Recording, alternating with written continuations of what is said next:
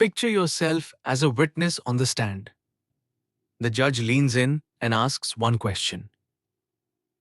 What did you see? You are not allowed to say, I think, or people usually.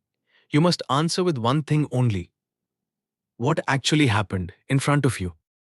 Reading comprehension runs on exactly that rule. You are given a short passage and a few questions, and your answer must come only from what the passage states, or fairly implies. Never from your own opinion, never from what you happen to know. And here is the trap that sits underneath all of it. An option can be perfectly true in real life and still be wrong because the passage never said it. Your job is to answer the text, not the world. So, how do you actually read? Not by cramming every word into your head. You read smart in three quick moves. First, skim for the shape. One pass at a normal pace, just to feel what the piece is about, what it mainly argues, and the mood behind it. You are not memorizing. You are building a rough map. Second, read the question and name its type. Is it asking for the main idea, a buried fact, an implication, or the tone? Knowing the type tells you where to look. Third, locate the evidence. Go back and find the exact line that answers it. This is the heart of the whole skill. Don't recall, locate. If you can't point to a line, the answer isn't safe. And the questions almost always come in the same handful of types. Main idea, a buried detail, an inference, the author's tone, a word's meaning in context, and the purpose of a line. Learn to spot the type, and each one has a clean method. Let's put a real passage on screen and meet them. Here is our first passage. 5 short lines about how a city gets to work. Read it once, gently, just to catch the shape. Skim it. The topic is how people commute in one city. The pull of the piece is a small debate. The council wants better buses, while critics push for cycling. And the tone is calm. It simply reports both sides. That rough box is all we need before we answer anything. First type, the main idea. It asks what the whole passage is about. The central message, not one stray detail. The classic mistake is to grab a true fact from a single line and call it the point. Two options. A says 40% use public transport. B says the city is debating how best to cut car use. Option A is true, but it is one number, one detail, not the point of the whole piece. The main idea has to cover everything. The plan for buses and the push for cycling. That is B. The whole passage is a debate about getting people out of cars.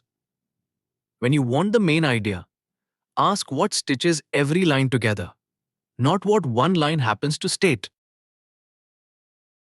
Next type, the detail question. It hands you a fact and asks you to find the exact line.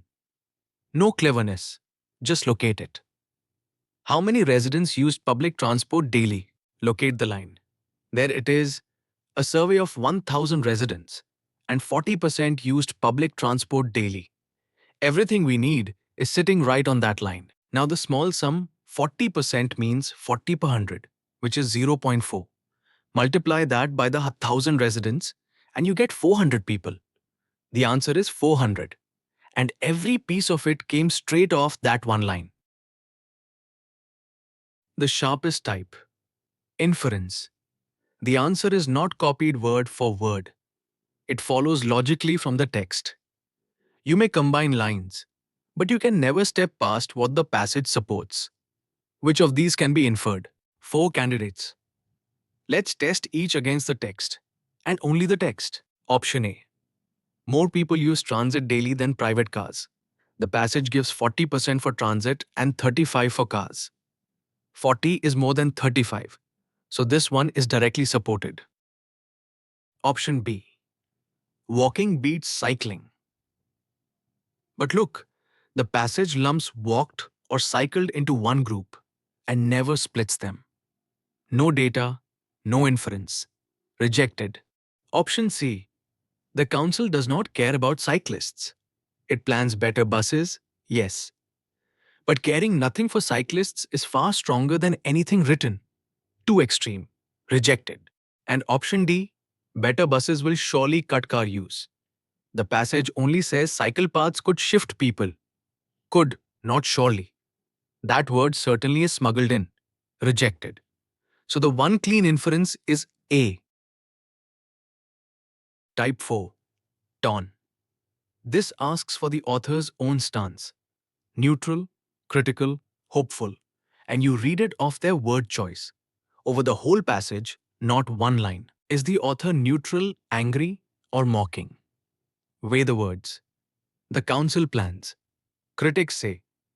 Both sides are laid out flatly, with no loaded, sneering, or excited language anywhere. A reporter's voice, balanced and cool. So the tone is neutral. When the author just presents claims from both sides without taking one, neutral is almost always the safe read. Watch out for that too. The passage may quote strong views, but the author themselves can stay perfectly calm. One more type worth knowing. Purpose. It doesn't ask what a line says. It asks why the author put it there, what job it does. Take the very last line. It opens with the word but. That single word flips us to a counter view. The council wants buses. But here come the critics with cycling. Its job is not a new statistic. Its job is to add the other side of the debate. That is B. Purpose questions live in the connectors. But however, for example, they announce what the line is doing. Let's stretch the skill on a second. Different passage. This one about a small factory. Same routine. Read it once for the shape. Skim. The topic is a firm's output over 10 years. The pull is another quiet disagreement. Management credits its workers, while an auditor points at the new machines. The tone is informative, with a faint doubt about the management's claim. Type 5. Vocabulary in context. A word can carry several meanings, and the sentence, not the dictionary's fanciest sense, decides which one is live. What does output mean here? Output can mean an electrical signal, a real, common sense of the word. But read the line. Output rose from 2 lakh units to 3 lakh. Units produced. In a factory, measured in units, output plainly means the amount made. That is B. Never pick the meaning you know best. Pick the one this sentence forces. One more detailed question with a twist. It wants a number the passage doesn't state outright. By what percentage did output rise? Locate the line that carries the figures. The line gives it output climbed from 2 lakh units to 3. So the rise is 1 lakh units. Percentage rise is the change over the starting value times 100. 1 over 2 times 100. And that is 50%. Notice the discipline always over the starting value, never the final one. The number wasn't printed in the passage, but every piece of it was located on that one line. Your turn. Which option best describes the auditor's view? Pause the video, hunt for the evidence line, and test all 4 against it before I do. I'll wait. Here's the walkthrough. The evidence is the last 2 lines. Management calls it a rise in productivity, but the auditor notes the firm added machines. Test them. A is out. The auditor offers a rival explanation. He doesn't agree. B says productivity did not improve at all, but he only says machines may explain most of it. Far too strong. D says output fell, yet the passage says it rose, a flat contradiction. That leaves C. Automation is likely a major factor. It matches the text exactly. Invested heavily may explain most of the increase. The evidence points straight to it. If you landed on C, you have genuinely got this. Now the traps, the ones that quietly cost marks. 1. The detail that is true, but isn't the main idea. 40% used transit was a fact. real, and irrelevant to the whole point. The main idea must cover the whole passage. 2. Inference versus your own opinion. If you happen to believe long meetings are useless, that is not evidence. Nothing counts unless the passage says it. Answer the text, not yourself. 3. Extreme words. All, never, always, surely. The passage says could or often. The wrong option quietly upgrades it to certainly or every. That jump past the text's own wording is the single commonest trap. 4. The tempting out of context meaning. Output as an electrical signal sounded clever, but the sentence wanted units made. Take the meaning the line demands, not the fanciest one you know. And 5. Passage words twisted. A distractor reuses the exact words of the text but flips the claim. Output rose becomes output fell. Familiar words are not a safe answer. Check that the meaning survives too. Let's log the whole map in each type to its one-line method. Main idea. Find what ties every line together. Never a single detail. Detail. Don't recall it. Locate the exact line and read it off. Inference. Take only what is implied and still backed by the text. Never a step beyond. Tone. Read the author's word choice across the whole passage, not one loud sentence. Vocabulary in context. Take the meaning the line forces, not the fanciest one in your head. And purpose. Ask what job the line does.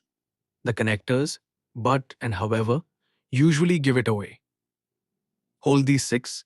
Always locate your evidence. And comprehension stops being a guess and becomes a clean, text-driven read. One last habit to carry away. In comprehension, you learn to distrust your own mind, to resist a fact you know from outside the text. That same discipline saves you everywhere. Take a quick one. A price P gets 20% off, then 10% tax on top. The gut shouts, 20 off then 10 on, so about 10% off. Don't trust it. Compute it. 20% off leaves 0.8p. 10% tax on that adds 0.08p, landing at 0.88p. That is 12% off, not 10. The maths was easy. The discipline, mistrust the gut, trust the steps, is the real lesson. Read the text, locate the line, let the evidence decide.